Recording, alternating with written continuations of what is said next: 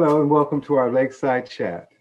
We are David Wofford and Katie Noonan, co-chairs of the Rotary Nature Center Friends.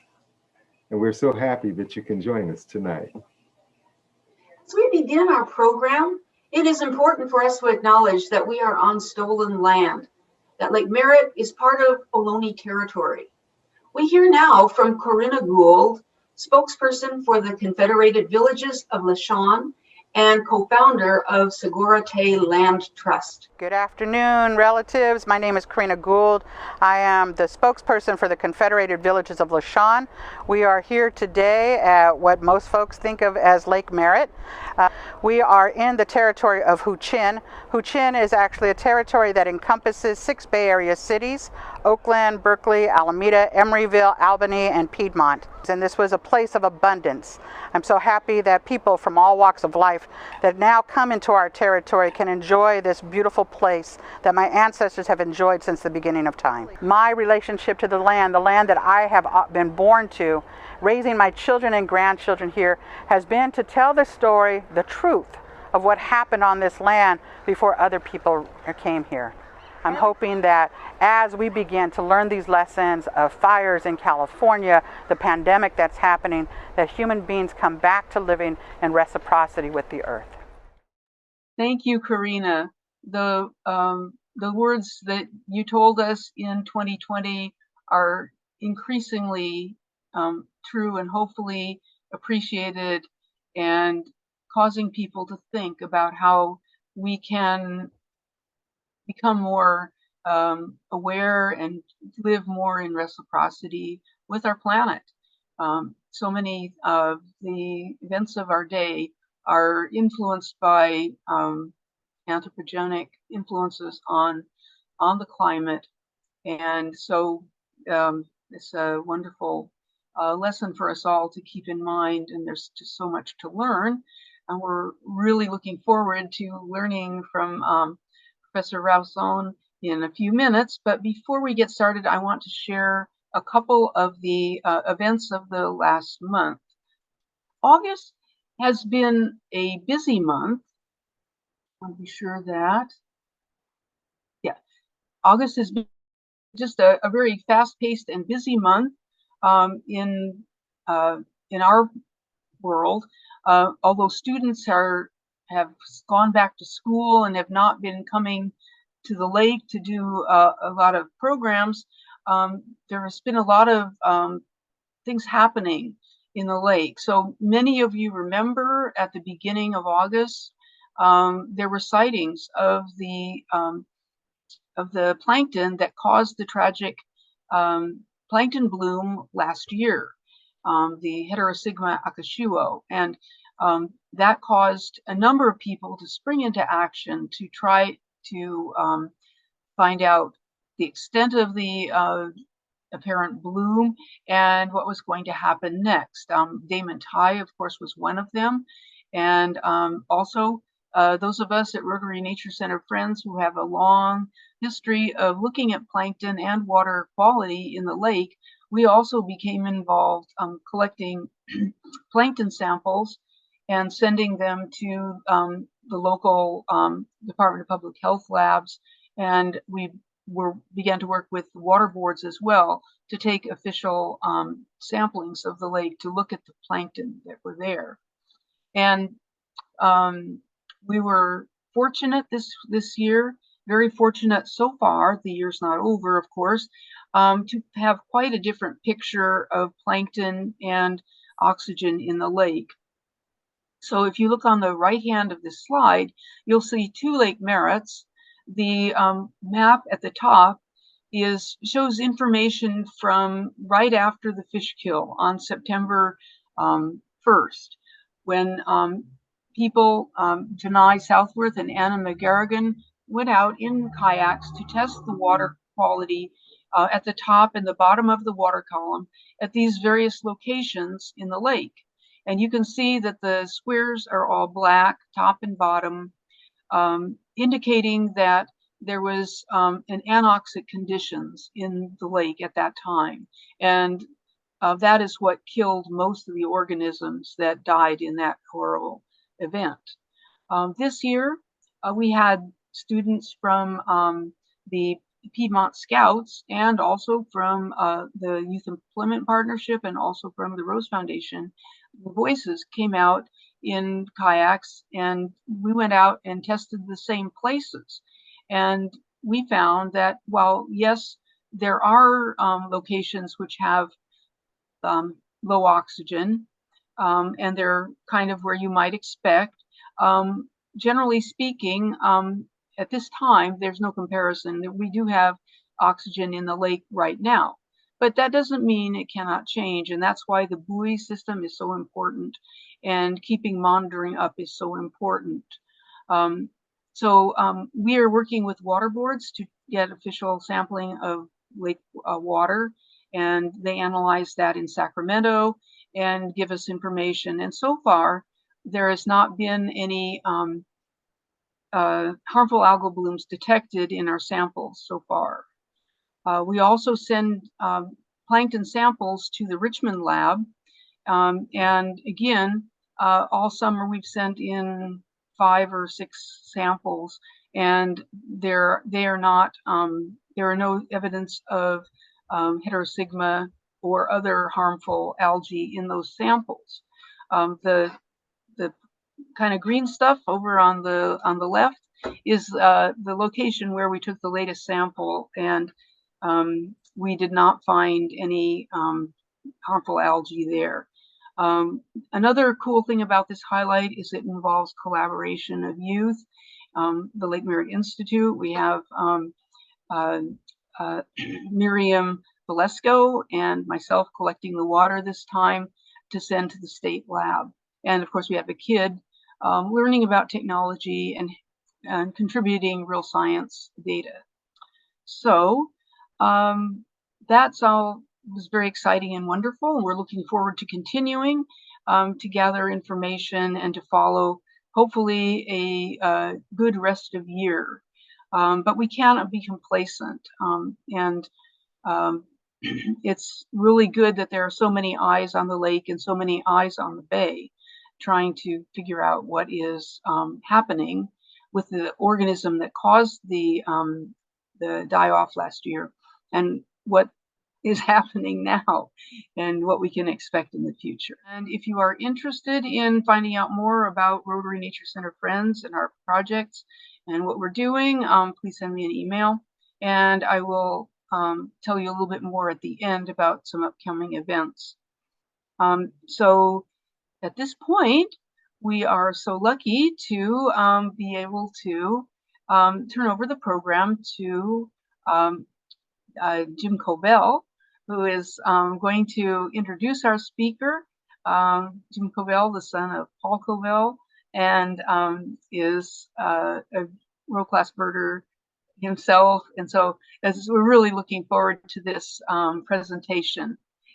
During the presentation, we're asking people to stay muted, but if you want to ask a question, raise your hand, and depending on what Mark's preferences, we can have a pause and ask a question during the talk, or we can save them all for Q&A at the end of the talk.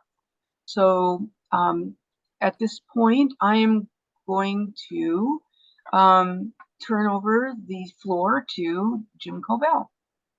Oh, thank you, Katie. And I'm delighted to introduce Mark Rauzon this evening. Mark is a wonderful example of a curious naturalist combined with a deep commitment to education and conservation. Mark has spent much of his adult life as a biologist and a seabird biologist in particular, with a focus on seabirds and tropical island ecosystems. And of course, you can't understand seabirds without understanding the sea. And so that has led to a wider interest in a variety of ocean phenomena, some of which we'll hear about this evening. As an educator, Mark is dedicated to sharing the wonders of nature with people of all ages. He has been an author of 22 different children's books, including Isles of Refuge and Water Everywhere. And as we saw earlier in our quiz this evening, Mark serves as a professor of geography at Laney Community College here in Oakland.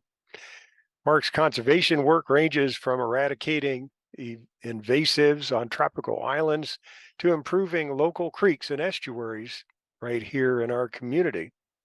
And that conservation work earned him the Paul Covell Conservation Award from the Golden Gate Bird Alliance.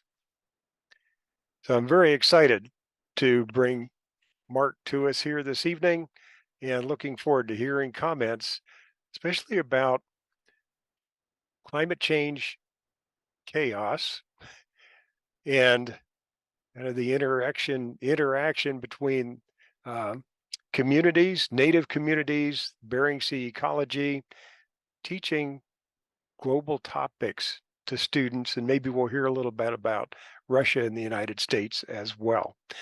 So without further ado, thank you, Mark. Thank you. Thank you. I'm going to share my screen here, and thank you, Jim. It's a special honor to be recognized by you, and it was quite a wonderful surprise to receive the Paul Covell. What an honor. And I was talking to you, Paul, as I was going in to receive the award from the Golden Gate Bird Alliance. I ran into Malcolm Margolin, and he's my hero, maybe your hero too, if you're remembering and recalling Malcolm. And he said, "Oh yeah, I know Paul. I knew Paul."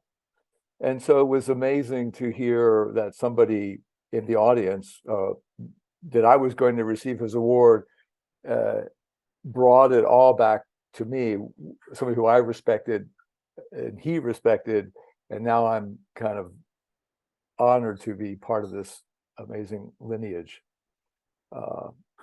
So thank you very much, everyone, for coming out and inviting me. I have a lot to cover, so I'm going to jump right into it here. So let me share my screen.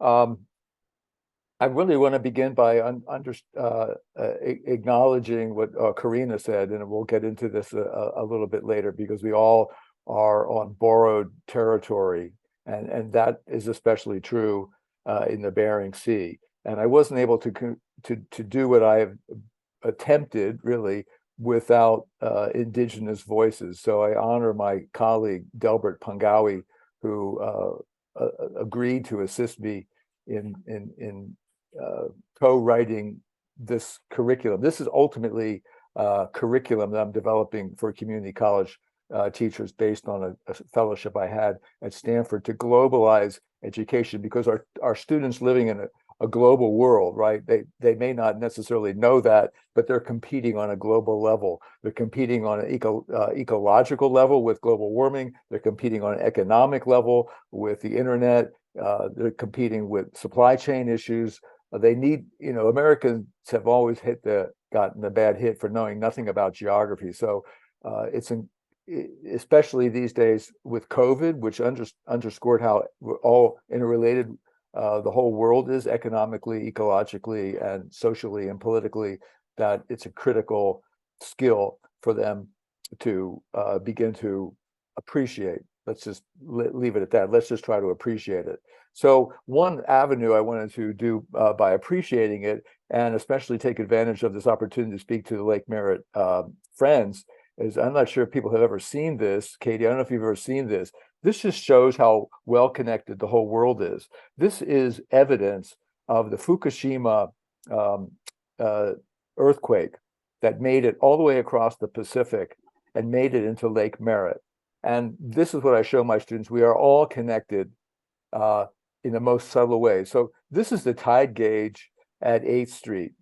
And this is the way a low high, a low low, a high high, a low tide. And on March the 11th, 2011, a baby part of the tsunami wave got into the channel, and you can see this tide gauge having the sloshing back and forth, just several probably millimeters really. And you can see that the water stayed in the lake, in the estuary channel, for about 3 tidal cycles, and then ameliorated that. And that just blew my mind, that a tsunami wave that devastated the coast of Japan could travel 7,000 miles across the Pacific, squeak in the Golden Gate, come down the Alameda Ship Canal, and duck into Lake Merritt and slosh around there. That if that doesn't show the world connection, that was the key for understanding global linkages to me. So the word is out. Everyone knows this. This just came out yesterday on the news. This is last month. August was the hottest month. This has been the hottest summer. The hottest summer. This July was the hottest summer ever. We've luckily been buffered here in the Bay Area because we've had a low front off the coast much of the summer. So we, have terrible tomatoes as a result of that. But we luckily have had a lot of wonderful fog. And that actually carried up all the way into where I went this summer into the high Arctic. And so if you look here, everything's hellishly hot, but right up here, where I was, it's average. So it's been an average year along our coast. And we're obviously extremely fortunate because, Oakland has the best weather, but we weren't experiencing these incredible heat experiences that pretty much everywhere else on the planet does. Nevertheless, this heat accumulation has really caused some amazing and extremely unpredictable outcomes. So I'm glad Katie introduced us to the Bering Sea, that little pocket of land, that pocket of water nestled between two giants, Russia and the United States. And this pocket of water, I like to think of it as sort of the hip pocket of the North Pacific Ocean, hemmed in by the Aleutian Islands that come down here. Well, last September, a remnant of a tropical typhoon actually spun out. It was created. The typhoon was spawned by Wake Island in about 19 degrees north, and did a strange thing. It didn't go over into South Asia. It headed due north, and this is a wind map of the north. I guess it's called post typhoon Merlot, right here in the Bering Sea. Never before has a typhoon made it into the Bering Sea. Created amazing tides, surges, and lots of wind destruction. Again, these are new epic events. And so I wanted to develop curriculum for students, and I'm calling it Breaking Up in the Bering Sea. And it's in 4 parts. And this is, I'm just going to dive a little, touch on the first part and then spend a lot of time on the third part in the ecology. But this is a case study of how climate change is interfering or influencing the geopolitical considerations as amplifying already existing issues and bringing it to the fore and creating a very dangerous future in this region and everywhere else in the world. So here's the Bering Sea, and you can see what I'm talking about, the pocket of water. What we see here is the typical Arctic covered with ice. This would be a satellite view of maybe May as the ice is slowly melting and retreating. But you can see that this land extends, this Bering Sea goes all the way over to Kamchatka, and it is embraced by the Alaska Peninsula and the Aleutian Islands. And I want to draw your attention to this island right here. This is St. Lawrence Island. And while I'm mentioning this, I did also want to thank Katie for inviting me. She's my water colleague in Lake Merritt. But I also want to take this opportunity to acknowledge Virginia Sherwood, who is in the audience today, for she was born here many years ago. I won't reveal her age, but we'll see photos that her father has taken. So I want to acknowledge her for coming out, and Wade Sherwood as well. So my colleague, Delbert Pungawi, is from this island, and he would like to introduce himself as well. My name is Iyanga. You have my his English now? given name is Delbert Pungawi. I am from Cook Island, the original name for our island, better known in the world today as St. Lawrence Island, Savunga, Alaska, originally pronounced Sivungak. So the legend of our island is from back when the last ice age melted and the land bridge between Russia and Alaska went under the water. That the legend is that the creator reached down under the ocean to the ocean floor and pulled it out and wrung it and put it there. From an aerial view, it looks like a sponge. Thousands of lakes. They have much more resource on the mainland for sustenance. Us out on the island, prior to the big famines that struck us, there was no reindeer. But during the summer, we got the ducks and the birds and all the edible plants and medicinal plants and roots and so forth. But our most powerful food security came from the Bering Sea, particularly to my people on the island. And since ancestor time, that our knowledge with the Bering Sea and the ice that's formed is very powerful. And they say that there's over 90 names. My sister Karen says there's 100 plus different names for the types of ice, how it's formed, and its content, its texture. What the scientists call the polar ice, the multi-year ice that's been around since the last ice age. That was in our language, it's called gulusik. Another word we call it is sikupil. The gulusik translated is the mother ice. The sikupil translated is the real ice. So all the other ices are lesser ices than the gulusik and the sikupil. The elders would say gulusik tuwaktu, and translated is the polar ice is approaching. And sure enough, you could see it in the horizon of the ocean. They are behemoth, huge, 20, 25 feet tall, beautiful, beautiful blue color. And they're so huge that any ice gets in the way, don't have a chance. And the shore fast ice that's formed by Sikulep, as the Bering Sea is getting at its coldest, it would thicken up, and to the point where it's like 5 feet, 4 feet thick. And when the gulusik hits our island, the Sikulep is pushed, and it forms great big ice ridges. After that big, unprecedented big melt, it reached us to some degree, but not in force. But as it continued to melt, it got to the point where it don't no longer reach us. And the only ice that we get now is the Sikulep. And the other types of ices don't no longer appear.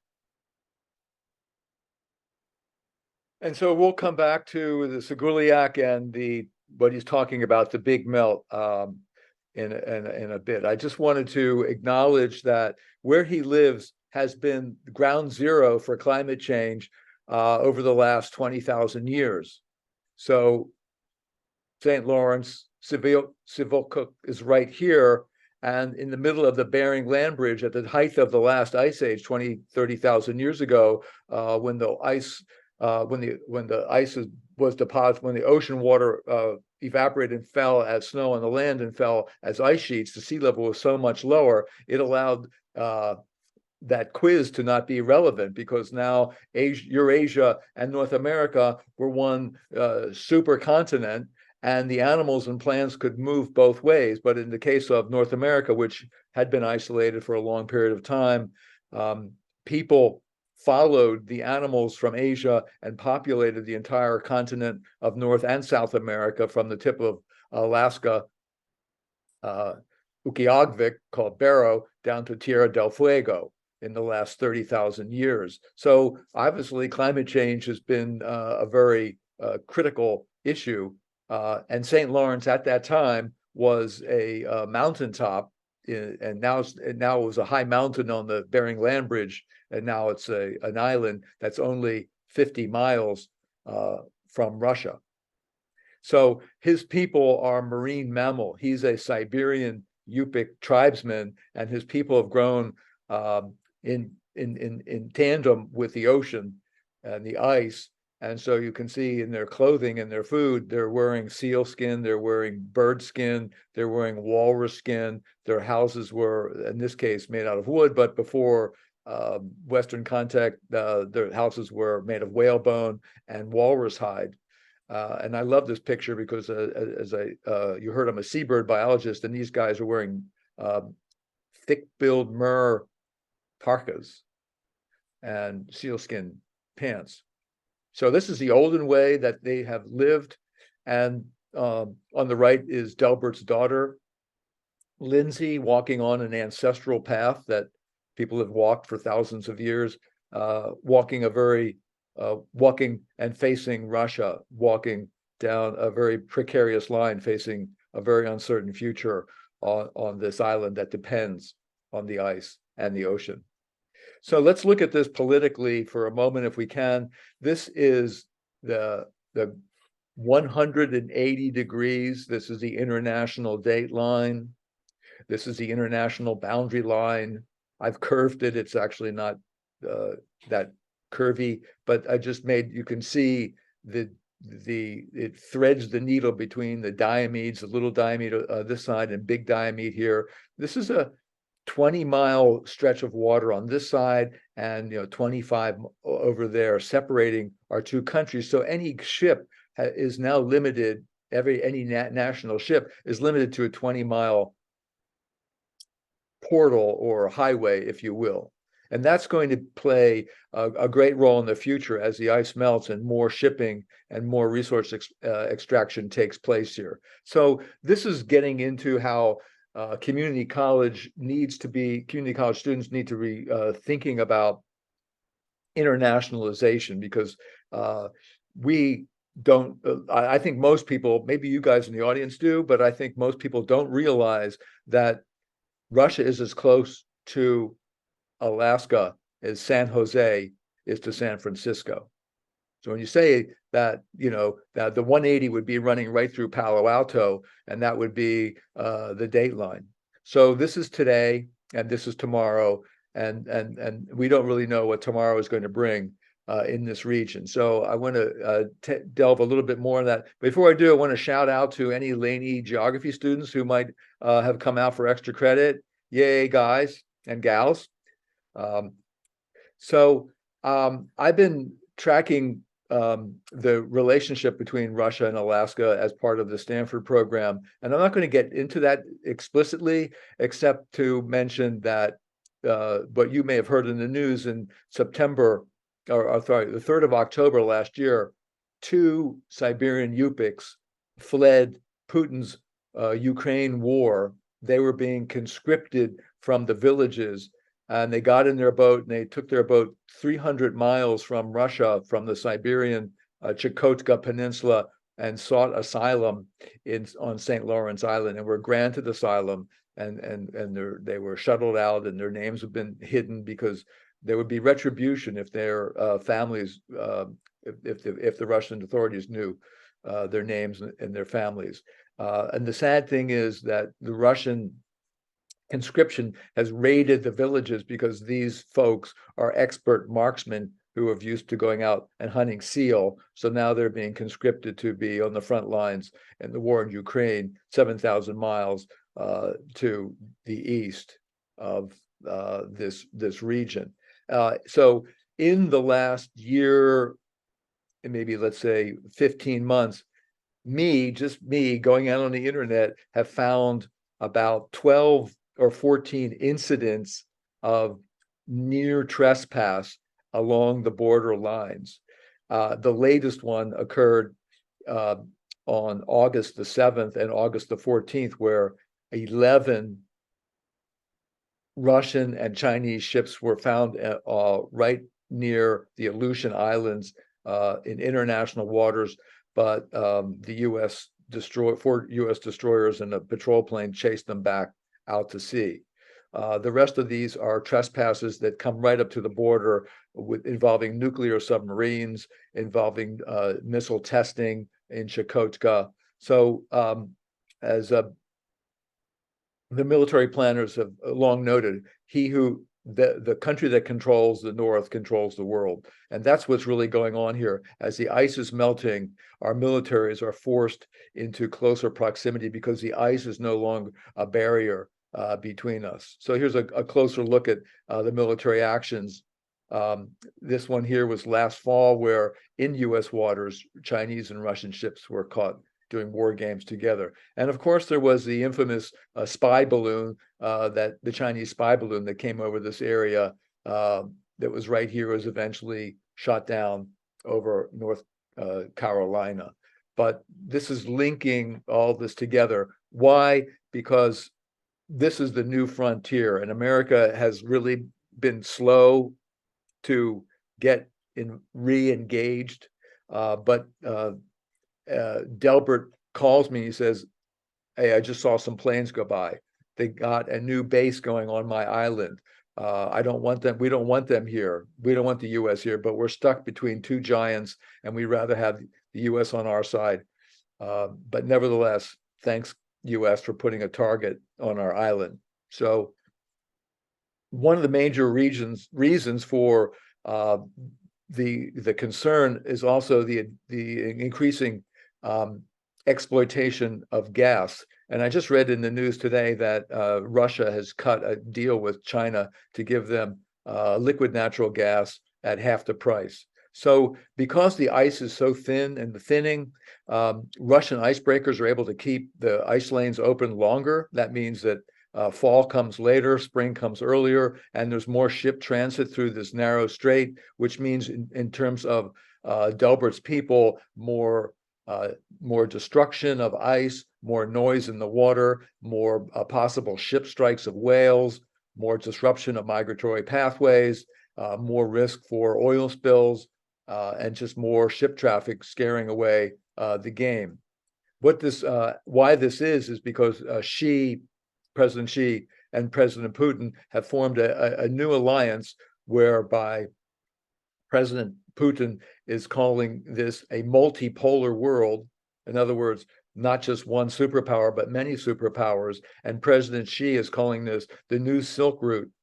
The old Silk Route, of course, went from South Europe in the Near East all the way to China. This is the new way to go to the East across the top of the globe, and these are the proposed routes as the ice is melting and as the ice possibly would be gone at this rate by 2030. So the development of this region is rapidly going forward, and more worrisome is the new strategic cooperation that has no limits according to this geopolitical situation. And if you look at the world from their point of view, and you turn the world upside down, here's the Bering Sea, a little pocket here in the north, the behemoth of Russia here, followed by China, and the South China Sea, where there is also so much action going on, contesting. And so you can see from this way, here would be the North Pacific, and there's just a few pesky democratic countries called Japan and Korea and the Philippines standing in the way of this regional domination. So that's what the internationalization of this issue is of concern. And I'm going to jump now to the political, finish up the political and jump to the ecological perspectives. Let's see, is there any, okay, I was going to see if there's any questions. Might as well hold off since I'm on a roll here. So let's go and look in depth at the ecological issues, since this is a climate change talk. I love that Delbert is calling this Mother Ice, because you'll see why this is such a sustaining ecological habitat. And in the olden days, this is my mentor took this photo in 1947. This of a place called Point Hope. Look at how much snow there was in 1947 piled up in a typical snow year, when people were still using dog sled to travel in the high Arctic. Point Hope is above of the Arctic Circle. So I made this presentation in a new, to me, software called ArcGIS, and it's sort of a glorified PowerPoint, but it's more interactive. And again, this is the third part. The second part we touched on was energy and economics. The third part is ecology, and the fourth part is psychology and trauma. And we can maybe touch on that near the end. So these are key learning concepts that I would want students to come away with understanding. I'm not going to go over those with you. I'm not going to ask you to have a quiz like Katie did. Katie did. No, I'll explain them myself. So I had this wonderful privilege this year to go up to the Arctic, and yes, we found the edge of the ice. This is Seguliak. This is the edge of brand new 1-year-old ice. And it was only 2 miles away from the shore in July the 27th. So that was amazing that this year there was that much cool water to keep the ice, so that I could at least show up at the disappearing ice edge. Now I look at the ice on a satellite map. Gosh, the ice is like almost, by the way, latitudinally, this is 70 degrees north. Probably the ice today is around 80 degrees north and shrinking rapidly, at least for the next couple of weeks. So folks, sorry to tell you, the ice age is over. And what's left, the last bit of ice, will probably be gone in our younger people's lifetimes who are on the audience. So what was it like back in the olden days? And again, I wanted to acknowledge Virginia Sherwood's father, for taking this picture in 1935.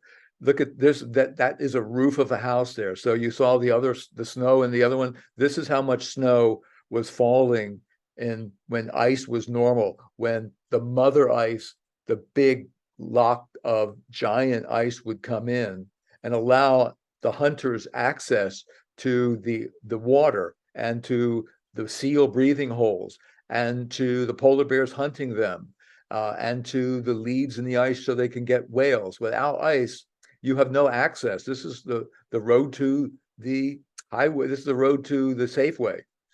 This is the road to the food store. Without ice, you're stuck on land. And so this is a 1947 photo and a 1935 photo. This is the mother ice piling up the shore ridge ice. And this is what you see at the surface. So there's a lot of ice, the tip of the iceberg below that. So here would be walrus hunters gathering, having gotten the walrus, processing the meat on land. And this is the old ice conditions of the shore fast ice that was critical for food. So we've heard from Delbert himself. This is what he's talking about, Seguliak. But he mentions that they used to have 9 months of winter. Now they have 3 months of winter. And so what is unimaginable is the loss of 200,000 square miles of ice, unavailable now to be habitat for ice algae. And I will talk about, and I'm going to get into that now. So he calls Seguliak the sad ice, and they're losing food security one species by one. And he's quick to tell me our people are as endangered as your most endangered species. Our language is endangered. So this is the view of the warming ocean, and I'll enlarge this. So this is April, satellite photos from April. You know, April is sort of like the end of the winter time. That would be maximum ice. So in 2013, this white dip here is well in. This is probably around 56 degrees north. 14, it was in retreat. You know, it's going to vary every year, of course. But what he talked about was the terrible year of 2018. So here's this island, the ice in April, long gone. That means you're not going to, if this, you know, you have no access to spring whale hunting, no walrus hunting or seal hunting. So you can see the ice will form. Yes, you'll get 1-year-old ice. It'll be crappy thin, and it will quickly melt. But the vast ice fields, the missing ice fields, have a very complicated ecology that I didn't necessarily appreciate until I got on this cruise this summer. And so I'd like to go over that if I can. The highlight of the trip for me, of course, was seeing walrus on an ice floe, and luckily the ice had hung out long enough. And so, you know, imagine a giant. There was, I think, 80 walrus on this giant floe. Each one of those is eating, you know, 2,000 pounds of clams a day. So how do they do that? I'm going to actually roll down to this. This is, I think, a little bit more clear. I'll come back to this other one. When the ice is, this is the ice that existed before this diagram here. This is 10 years ago, folks. 20 years ago was the beginning of this century. So 24 years ago, this was the typical situation where the ice would be present well into June. The ice was extensive. Walruses could hang out on it. Polar bears could come hunting seals on it. You had animals that were called ice obligates: bear, walrus ring seal, and bowhead whale, bearded seal. And note these gray dots. Those are ice algae that's growing on the bottom of the translucent ice. So remember, even though it's cold and ice, the sun is coming on strong in this high latitude. So ice algae is forming here. And so when the ice melts, that ice algae falls to the bottom and feeds the benthic or sea bottom creatures. Without the ice, there's no food for the sea bottom creatures in the springtime. They only get what falls out of the upper water column as a typical summer or spring plankton bloom would go on. So this advances the ecology. The bloom is so much earlier because you have a head start and fertilized water. And so the 21st century, now the bears have less ice. The walrus are luckily on what ice is left, or now in this situation, they're having to haul out on land. You have a different species of whale. You have more fish, less zooplankton and plankton, but more fish. So the whale species are changing. And now you're getting killer whales who were never in this region because of the ice, and they had this high dorsal fin. Now that the ice is gone, they can come in and hunt different kinds of animals like the bowhead whale. And so the ecology is shifting. I'm going to come back now that you have a brief understanding of the ecology and look at this in depth. This is more of a physical chemical reaction. And I didn't know this until I started teaching, that only fresh water will freeze. So yes, the ocean will freeze, but the ice will be fresh water. And the salt in the ice will be condensed as a super chilled brine and fall to the bottom of the seafloor at the same temperature that the ice is ice. So it'll be at 0 degrees centigrade, or maybe 1 or 2 degrees below centigrade, and form this thing called a cold pool underneath the ice that now sustains itself all summer. The ice will be gone by late spring. It has now started a food web that animals are taking advantage of, but the cold pool blocks the advection or the movement of certain types of fish which were kept in the southern Bering Sea. Well, without the cold pool, that's what this is trying to tell you, you're getting more fish from the southern Bering Sea coming up with their hunger, eating what the ecology that remains of the old system. So we're in a major system transition. And also, as the water warms, the primary producers, the phytoplankton, the diatoms, they produce less lipids. You know, you want to stay warm in the Arctic. That's why I left Alaska. I was too skinny. I was always freezing. If I needed to put on a couple layers of fat just to survive. So the colder temperature makes food fatter, have more fat content. And as the planet warms up and the oceans warm up, there is animals being produced, but they're low fat. They're low fat, which is up there means less calories, and up there means more metabolic burn up and less fat to replace the lost energy. Even the phytoplankton and the zooplankton are not developing as much fat. They're not as big, and they consequently don't have as much eggs to produce food in the zooplankton community. Zooplankton are crustacea, larval fish, euphausids, krill, I think is probably the most popular one. And that feeds the whole baseline food web, particularly of seabirds, such as the crested auklet, my favorite bird. So this was this. So what I want to show you is some of the work we did. And I'm just going to play a minute of this so you can get a sense of what Dr. Diana Varela was talking about. But before I do, I want everyone to take a deep breath. Oh, I'm talking so fast. Take another deep breath. That second breath was brought to you by phytoplankton. One important nitrogen source. See the bus, if it's not half, is more than half or fully dominated by diatoms, principally in the Chachki over the Bering.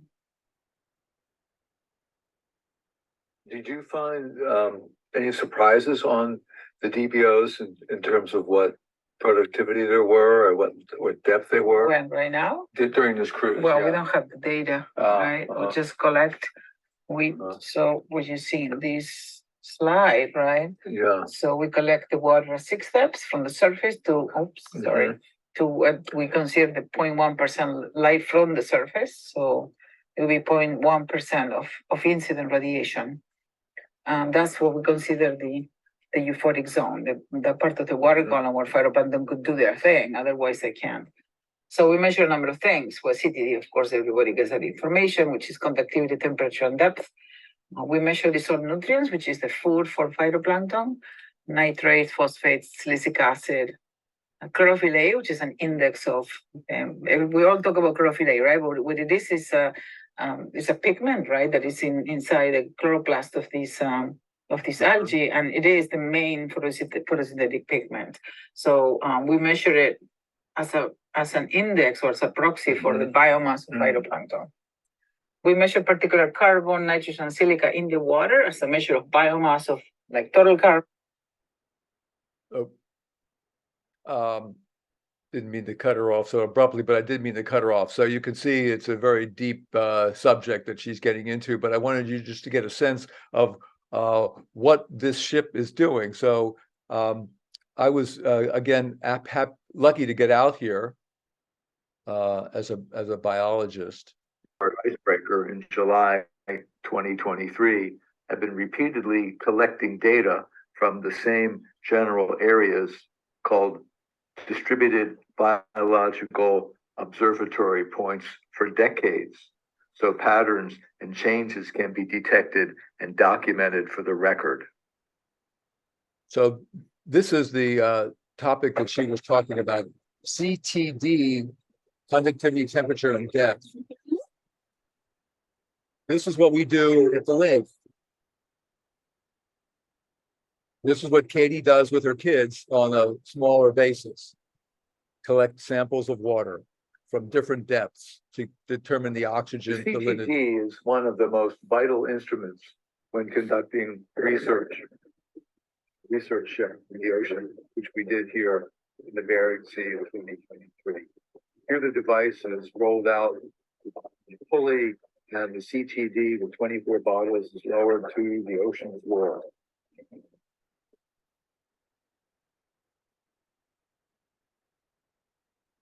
So these are the technicians. The CTD is attached to computers up on the ship's bridge, and initial input of data will be read. Depending on what the data tells us, these 24 bottles can be triggered electronically. You're welcome to come around in. And so this graduate students then will be testing the waters for what Diana said: nitrogen, nitrates, silicates, distinct particles of phytoplankton, and dissolved organic carbon.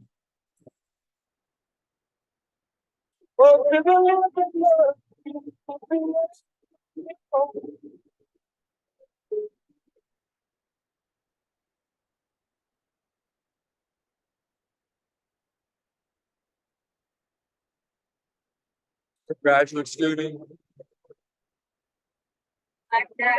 She's acting natural. Measuring electronophoric dissolved organic matter. So it's the dissolved organic matter that you see visually. So you can see here, I have water samples inside the machine. Measured from 200 to 800 nanometers and measuring the absorption of what's in the water. And depending on where different peaks are, we can say things like whether it's stored terrestrially or in the water.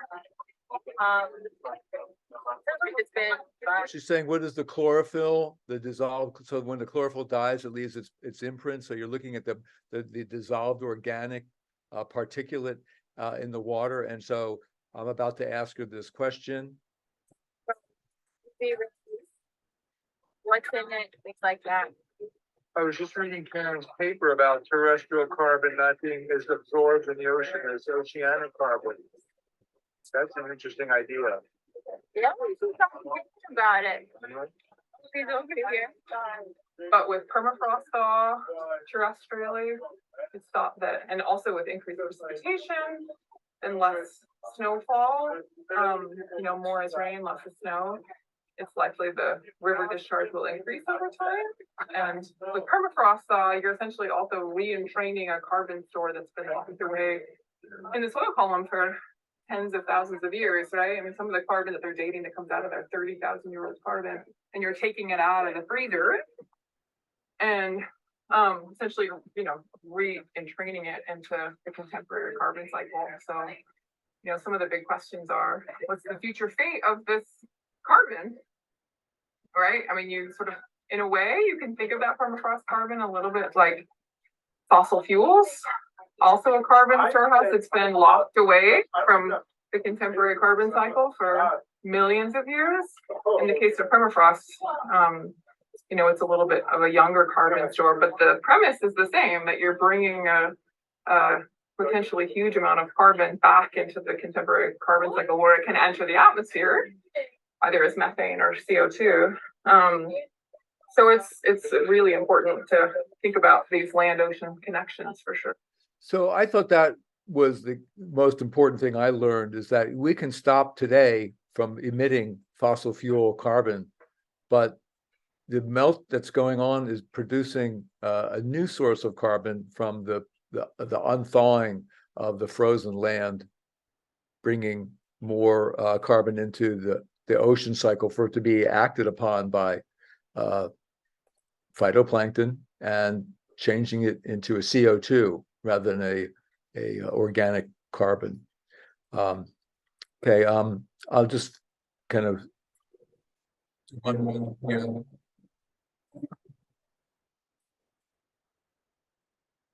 So this is a bottom sampling going down to the 50 meters to the ocean floor.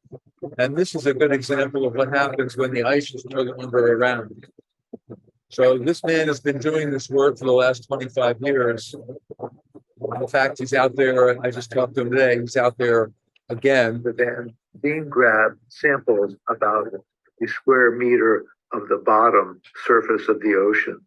It is then brought up from the deep and opened and hosed out for all the mud and material live and dead inside the jaws of the Van Beam grab.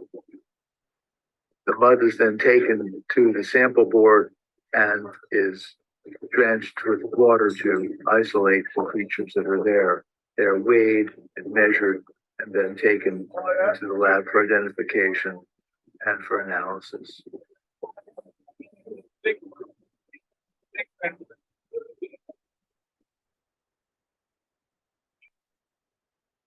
This sample was from an area which did not have sea ice, so there was no opportunity for ice algae to develop. So there was no food in the spring for feed the benthic clams. Instead, this collection has worms and tunicates, snails, and creatures that don't require ice algae, and thus is ultimately less productive than the clams. And the clams are what feed the walrus and the sea eiders, particularly the spectacled eider, which is endangered. So without clams, walrus can be in trouble along with the eiders.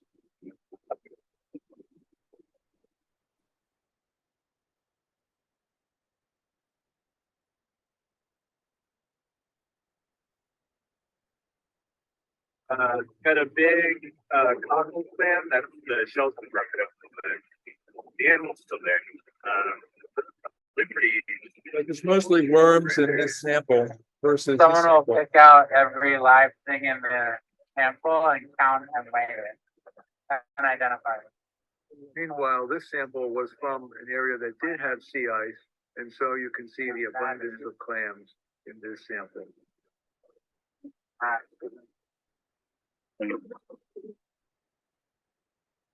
Okay, I'm going to move us to a conclusion here. As the cold pool is gone, this has removed the barrier. So Pacific cod and walleye pollock are invading the northern Bering Sea where they weren't prior to 2018. So you can see in 2017, 287,000 metric tons, doubled, and in 2010 to 2018, 20,000 metric tons to 1.1 million metric tons. So these animals are charging into the Bering Sea to eat those clams and other creatures as the cold pool has disappeared. And following them are the Russian fishing fleets. So here's the Russian fishing fleet at the border. I took this years before, not this year. This was the border where all those were. Better view of the border is right here. This is the border. All of this is American Bering Sea. This is walleye pollock, and this is the Russian border, and this is the Russian side of the Bering Sea. No pollock. Industrial fishing has vacuumed all the fish off the bottom of the ocean floor. Incidentally, the United States is not allowed to go into the upper northern Bering Sea to fish because there's no Coast Guard support. So the Russians have all access to the international fishing.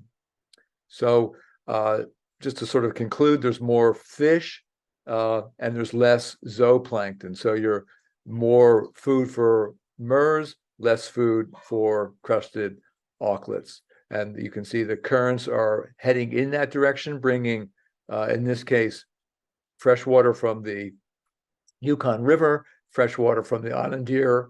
So the carbon's flowing into this area and the ice is gone. This is the Chukchi Sea. This is the Bering Strait.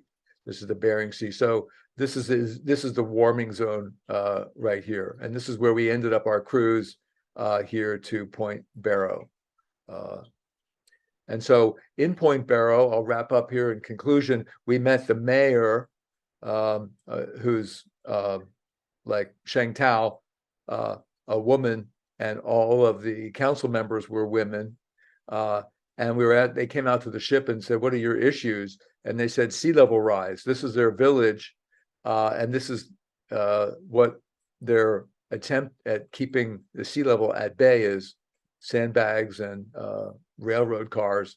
But they are on the hunt for $400 million to build a seawall to protect their spit, really, which is 10 feet above sea level, from melt. With there's no ice, that means that there's now waves. When there's ice, there's no waves. But now this is a very susceptible village to wash over any erosion and sea ice coming in. So how do we engineer our way out of what we've gotten ourselves into?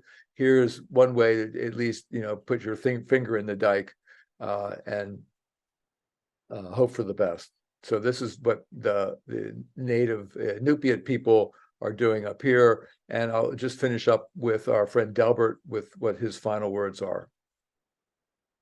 The world is finally starting to hear our voices and to respect us, and to see that God has always been with us, our spirituality, our Mother Earth. Whom are we fighting for in this world now, in this the urgency of the climate change crisis? That we're fighting for all of them. We're fighting for all of humanity and all the beings that we live with here on this earth, on our Mother Earth. And the ancestors' analogy and saying of our Mother Earth, she is a living, breathing being. And the analogy is that if our mother was not a living, breathing being, not even a flower would grow. It would be lifeless, devoid of life. And so the ancestors say, God gave our Mother Earth life with one breath of his breath.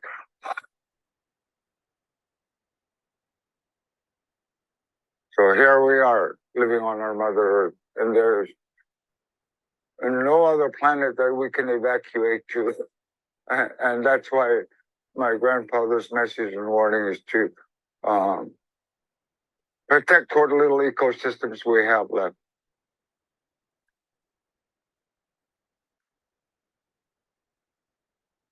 And with that, thank you very much for coming out.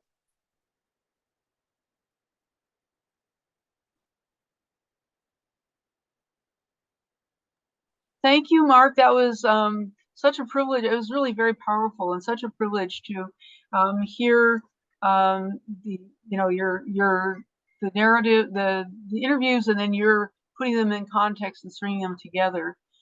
We've had a number of questions in chat as to whether you could make some of these interviews available. Is there a link that you might be able to share with us that we could see later? I can send that to you if you would. You can send it out to your group. Okay. Yeah. So we send out a letter. We try to send out a letter to everybody after the chat, so we could just confine it to that. That would be great. So we're going to, and Mark has graciously said that he could stay after 8 to continue, but I'd like to take any immediate questions right now so we don't lose our train of thought. Please stay with us and maybe formulate your questions for Mark in the next 5 minutes, and we'll have our discussion continue. Thank you everyone for coming. Special thanks to Mark, and I'm sorry I mistyped your name here. I'll fix that. Jim Covell, the Rotary Nature Center staff, friends, at the Lake Merritt Boating Center, Lake Merritt Institute, Oakland Adopt a Spot, Team Oakland, and everyone who comes out to help understand and take care of Lake Merritt. So we have events coming up. We have our next Lakeside chat will be on Friday, October 6th at the same time. And our guest speaker will be Dr. Andrew Cohen of SFEI and the Center for Research on Aquatic Bioinvasions, talking about investigating the mystery oyster of San Francisco Bay. neither a native nor a known invader. What did he find out about this mysterious situation? Then we're going to be celebrating Biodiversity Day with the California Academy of Sciences and iNaturalist. There's a window from September 2nd through September 10th where observations made on iNaturalist will be compiled. And for this event, with the goal of everyone individually finding 30 native species or wild species in their immediate area to highlight the initiative to preserve 30% of California's land as wild land by finding 30 wild species. Next on my list is, of course, Creek to Bay Day. The California everybody is celebrating it, including the city of Oakland, the Coastal Commission, Save the Bay, and it's actually a window of time, but get on out there and help to keep the shorelines clean, and to also include greater understanding of our interaction with the sea, the creeks, the waterways that flow through our world. So here's this poster for that. I'm going to be out tomorrow morning with materials for collecting plankton and looking at them, and also helping anyone who wants to use iNaturalist to upload pictures for the iNaturalist project. And the link is here, and maybe I can put it into chat during the discussion period if you would like to do that, or else you can just Google California Biodiversity Day. Want to remind everybody again that we're working on this cool calendar, which is going to highlight some of the great talks that we've had. And if you enjoy what we do, please consider making a contribution to Rotary Nature Center Friends. We can use support for our programs that are getting to work with young people, getting tools in their hands to firsthand experience testing water, looking at organisms, and so forth. Our website is here, and it's you can find the donate button there as well. Our Lakeside chats are rebroadcast on the City of Oakland KTOP Channel 10, and you can search for KTOP on the Oakland website. They broadcast a collection of old golden oldies on the first 2 weekends of the month. And then at the end of the month, they will rebroadcast the current month's Lakeside chat. We would like to thank our producer, Rob Lamone, who helps with video and with the overall production. David Wofford and I are co-chairs of Rotary Nature Center Friends. Kirsten Furman is our art and design person and has produced the beautiful calendars and helped in so many ways with the artwork that we have used. We want to thank the Lake Merritt Rowing Club, has been able to get us and our students out to test water in the middle of the lake. And the New Voices Are Rising and the YEP, Youth Employment Partnership, City of Oakland, Adopt a Spot, groups that have helped us also bring young people out to do work at the lake, say sustainability and science together. So again, another list of our friends and more things that are the same. We are stewards of the Lake Merritt Wildlife Refuge, and if you are interested in finding out about interpretive programs at the lake, please contact us. And our mission We're a citizens group, a 501c3, devoted advocating for the Rotary Nature Center in Lake Merritt, Lakeside Park, as an interpretive center for science and nature for everyone in Oakland. And that's the end of my closing slides. But I must mention, this is a picture of me and David Wofford and Andy Young and Miriam Valesco from the Lake Merritt Institute, collecting a water sample to look for harmful algal blooms in the lake. So collaboration is something that we value very much. Thank you. Do we have some questions for Mark from the that people could pull from the chat? Let's see. Sorry about my dog. I have one here from Jerry Lips. It says, beside phytoplankton, in the sea ice, small animals or their young, protozoa, also commonly live in the brine channels in the ice. Did you find any of these? I'm not sure. I'm not sure they sample for on that level of protozoa. Possibly, that's that's not something I learned about.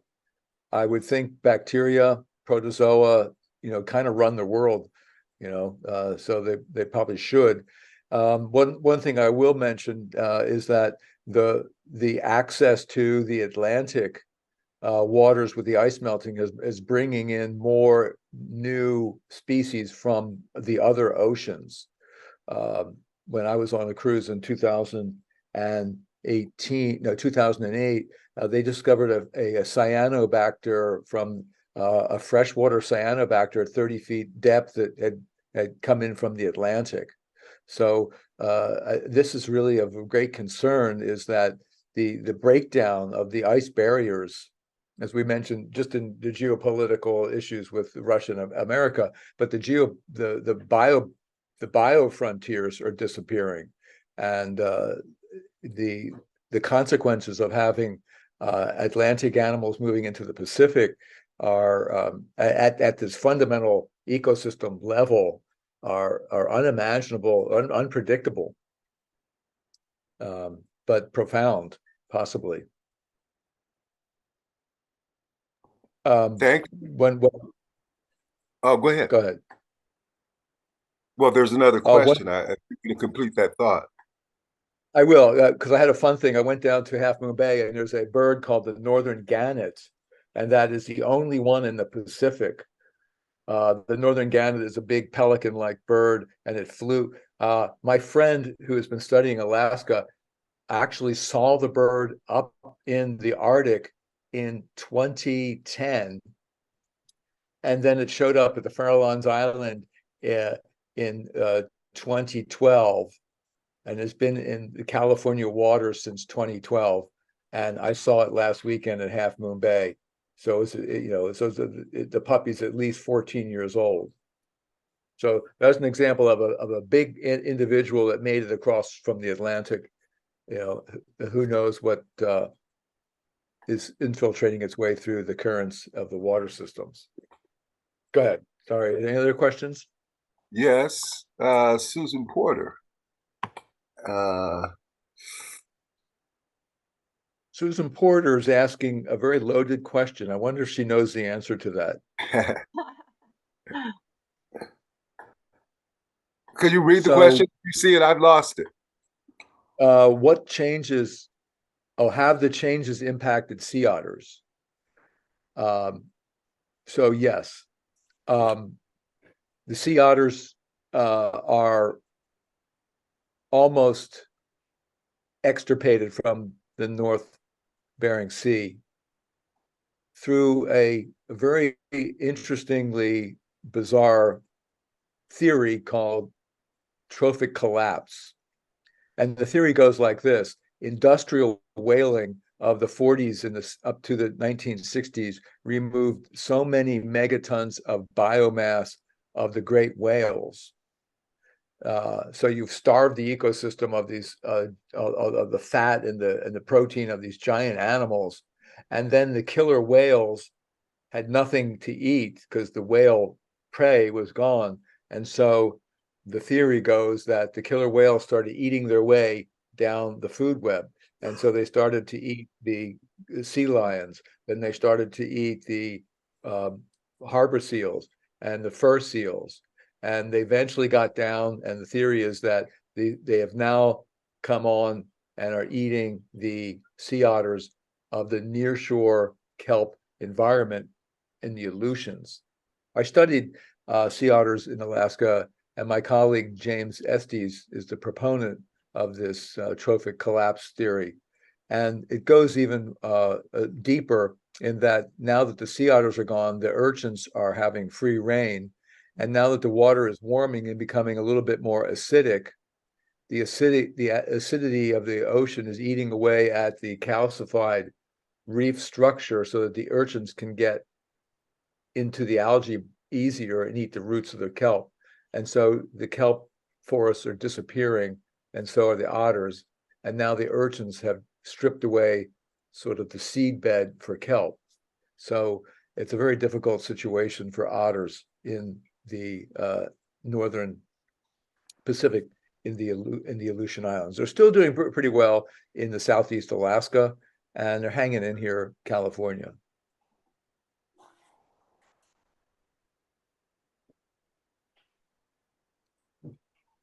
I'm not seeing any more questions in the chat right now. I want to invite anybody who does have one to use the icons there to raise your hand so we could know and call upon you.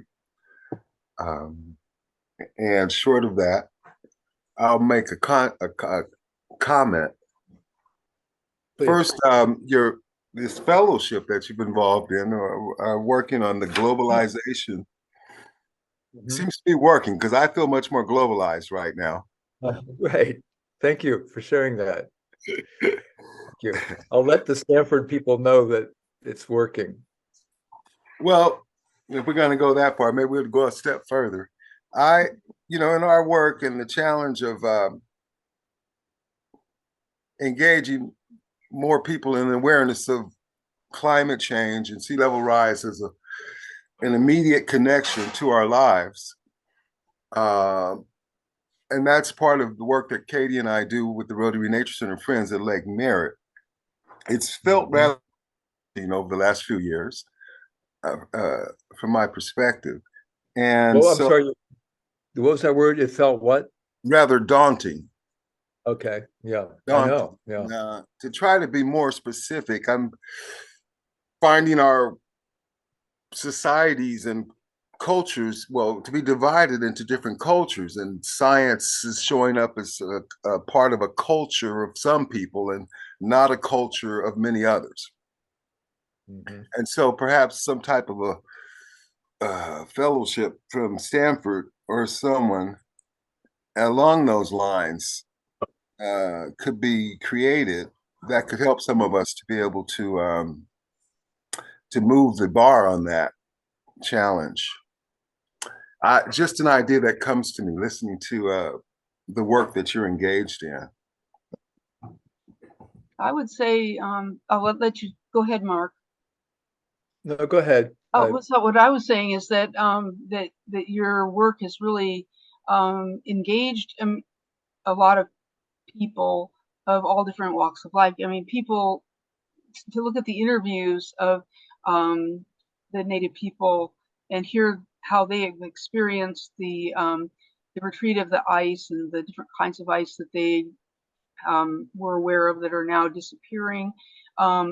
It's very engaging, and I think that's part of having people care about some of these things like ice that may not seem immediate. And then, of course, our current weather and our weather challenges that we've been facing this year make it hard to ignore that something is happening that may affect us all individually as well as theoretically. So Jim Cavell has raised his hand for quite a while now. Oh, let's talk to Jim. Jim, you need to unmute. Yeah, there we go.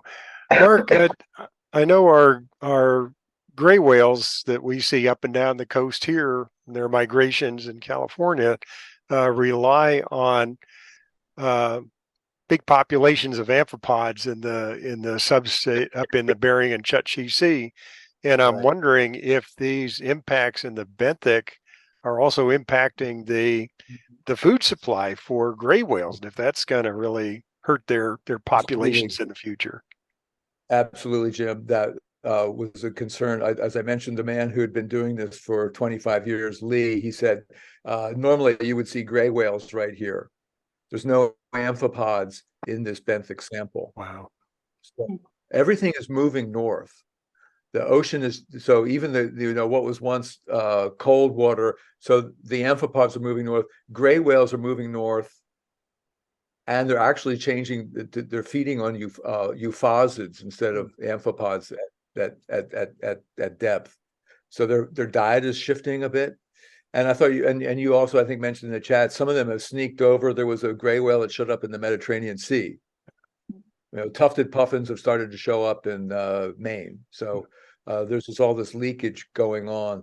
But yeah, there were these guys, and I saw more gray whales at Sea Ranch in March than I did a whole month in the Bering Sea. They just weren't there. I saw 4 or 5. They're in the Beaufort Sea. So so I can't really speak. I'm a bird guy, so I was finding birds 500 miles north of where they last were. I'm finding new records of birds 500 miles north. Not in the everything is moving into the Chukchi Sea. So they're just soon we're going to run out of ocean, because once you get to the Arctic becomes really deep really quick. So you have this relatively benthic shallow shelf for just a few 100 miles, and you run out of that, you kind of run out of that kind of reachable habitat. Sadly, everything is moving north except for that one bird. Except for that one bird you said you spotted. Yeah, I know he got the wrong memo, and what do they call him, Lonesome George, or no, Morris, Lonesome Morris. But sounds like a bird after my own heart. Come back to okay. Well, we don't need to go there. But I do want to come back to your thought, and that is why. And I want to shout out to Casey and Donovan and Yaru. Some of my students came out. The most important thing is to teach science as a science, and that it's I always just say you can believe whatever you want, but if it's not science, it's not true. That's the good thing about science. It's true whether you believe it or not.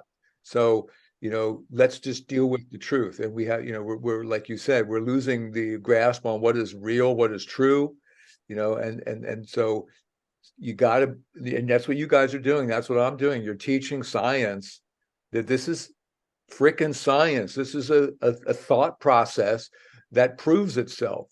You can believe whatever you want, but we're going to prove things, and we're going to experiment. We're going to hands-on. We're going to have this experience of what it is really about. And that's what the challenge of being an educator is, because there's so much noise coming in from outside. And that's what I love about what you guys do, is that when you have students touch something, then it becomes real. Then they believe the science. They having that connection, mind, hand, body connection is what we really need to get everyone into. And that's why Lake Merritt is such a wonderful opportunity for Oakland students to have access to. But thanks for that thought. And thank you for that comment. And thank you for all the other educators who are on here with us. Okay, Katie. I see I see Leander here. He was one of the students who came out to monitor the water quality with the water Rauzon that we've had. And he went out several times to test the dissolved oxygen top and bottom, and also to look at, we were trying to look for nutrients And we're still working on trying to get a good system for that. But shout out to Leander for your interest and work on that. And I agree with what Mark said and David said that really when you bring people out to Lake Merritt, students, little kids, parents, and when you're confronted with the real world, it's science just follows naturally. How do we know? What are you seeing? Are we going to see this again? Do we have to calibrate our instruments to know that they're working? All of these things come naturally, and that's why I just think Lake Merritt is such a special place, given its location, even though it is impacted by the urban area, that it can also bring a lot of people to that experience and hopefully an understanding of science kind of distinct from politics, I would like to say, where you actually are trying to say, what is the truth? What are we seeing, and how can we back that up? So I've always been a fan of Mark's classes and his work with students at Laney College, going back a number of years. It's just really awesome. Thank you for coming and talking to us. Thank you.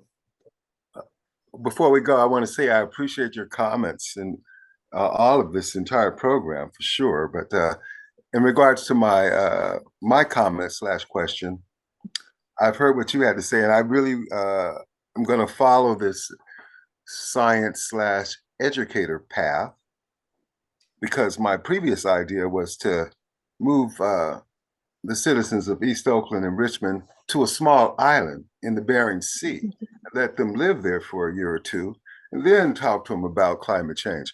But yeah, that may be a little bit more challenging. Yeah, probably not advisable. You have to bring your own food. And then it might displace some of the people already there. Mm-hmm. Great way to learn a lesson, though. Yeah. No, we really have to acknowledge how little they've actually contributed to these problems and how much they've inherited as a result of these problems. One thing I haven't really gotten into is their personal pesticide and toxic loads of chemicals that they're carrying from being downwind of Asia, and picking up these animals, which are that they're eating is very they're fat laden, and fat is where toxics get stored. PCBs and dioxins get stored in fat, and so their diet is a fat-rich, almost toxic levels of food. So even if they can get the food, it's getting aerial pollution from being downwind of industrial Asia, and also some local military toxicity that I didn't really get into. That's another reason they have some issues with the military returning. That is on the top of the food chain. Yes. The other thing I wanted to, David, these are heavy topics to lay on students as well. These are really quite difficult conversations to almost have. And I'm always not just students. My mother had a time hearing about this too. It's a challenging, yes. It's even for me. Sure. Well, that's what my fourth component is about, the psychology of all this. How do we process trauma and grief of losing a species, losing a language, losing the world that we thought we knew growing up? And I have no answer to that. I'm just asking a sort of a general, broad question of the psychology of trauma and grief that is so much part of the modern experience on so many different levels and so many different cultures. But insofar as the issues of climate eco grief, I'm still trying to get my head around that. Just asking questions at this point. May I ask a question? Yes. Please. Hey, Mark. I really appreciate your talk. I'm also a geographer. Are any of the communities in Alaska considering a, I guess, managed retreat for their current living settlements? I know you mentioned they wanted money to build a seawall. Yeah, some of the cultures, some of the villages have definitely started moving. Some of the villages in the around the Yukon River, they have definitely moved. They have definitely now, obviously, you can see that would be a big problem because they put their village for access to the ocean, and if you move it so it's not going to get eroded, now it's more difficult to get your boat in the water. You have to pay for this. Some people don't want to move, so you end up splitting the village up in half. But yes, there's a managed retreat in a couple of villages, and uh, that's the name of the game for the next 100 years. Managed retreat for Miami, managed retreat for San Francisco. One last thing, I had my students out at Laney College walking across the footbridge, going to the we'd water sample over the footbridge to the athletic field. I said, guys, look down there. You can see sea level rise right at the edge of the intake channel. You can see the you can see the undercut being undercut, and you can see the sod of the saltgrass and the pickleweed falling into the water. So you can see sea level rise. Now, can I say that's because the global sea level is actually rising, or is that because of the change of measure DD bringing water in faster? I don't know, but I'm saying, hey, we're losing shoreline here in our own backyard. What is that an indication of? Yeah, so that's a great question. And, there's not enough money in the world to relocate everybody. Thank you. One last question. What classes are you teaching next semester at Laney? I basically a one-trick pony. I do physical geography and physical geography lab. And I'm trying to get this world geography course going to internationalize my curriculum. I'm not sure I'll have my course up running by then. But if you're looking, too bad you didn't come out this semester because it was free. Next semester it won't be free. It's still cheap, but it sounds like you're a geographer well on your way, so maybe you don't need those courses. Yeah, I'm at CSU East Bay, but I know Okay. Professor Giventhal from Berkeley City College. Okay. Mm-hmm. So it's definitely the Peralta Community College District that got me interested in geography. Mm-hmm. And Michael Lee, is he still there at CSU? Yes, he is. Mm-hmm. Yeah, we know him from Friends of Salsal Creek. He used to live up in Oakmore. Behind Oakland High, right? Yeah, up there somewhere. I don't know if he's still around there. I think he still is. Uh-huh. Okay, we'll give him our regards. Will do. Thank you. Okay. But I'm glad you mentioned Friends of Five Creeks. Let's all of us Oaklanders celebrate Friends of Five Creeks and their long history and their work. And Friends of Salsal, it's a wonderful organization that I've taken students up to work at and study at Salsal.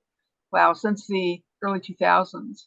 So many great opportunities in Oakland for people to get out and experience nature and ask these questions and think about things. So thank you so much for that. And Mark, we want to send a post-meeting letter to everyone, and I'll get back to you about maybe some of the links that you shared with us and organizations that you might want to make people aware of and so forth. So happy to do that. Yeah, and yeah, we're out there all the time looking at plankton, testing the water.